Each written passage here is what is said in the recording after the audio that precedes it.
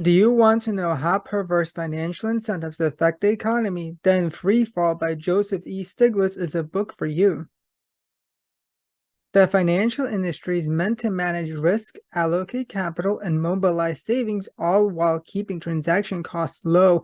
But the financial crisis in 2007 showed that the financial industry failed their function. They mismanaged risk, misallocated capital, and indebted people, all while imposing high transaction costs. The crisis was made by the financial industry, something that was done to the financial industry and everyone. Financial markets focused on maximizing returns no matter the risks involved for the borrower. Mortgage companies generated many inappropriate mortgages and gave them to people who did not understand their effects, with the assumption that housing prices would keep rising. The mortgages were repackaged into financial instruments by banks, which made the securities products more complex, an attempt to reduce the risk, but in practice just shifted the risk. The rating agencies did not check the risks of the securities, but still gave the securities approval as the rating agencies were paid when they provided favorable ratings. The financial industry analysts deceived themselves and their clients about the worthiness of the products, having purchased many of the toxic assets themselves.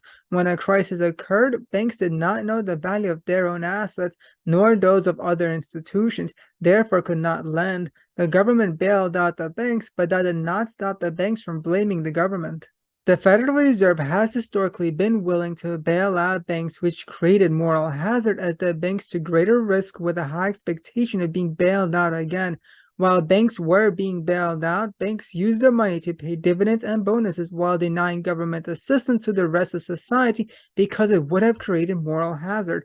In effect, the government had rewarded the people responsible for the financial crisis rather than seek accountability. Book provides an overview of what happened. Many popular criticisms are made about the financial system, and the arguments are consistent, but some caveats for the book includes that there seems to be information missing.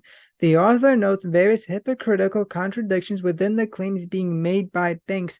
Consistent logic, but the claims are being referenced as the financial system rather than the individuals, as in different people within the financial system can make different and opposing claims, but that does not mean that the individuals are making the contradictions. Till the next review.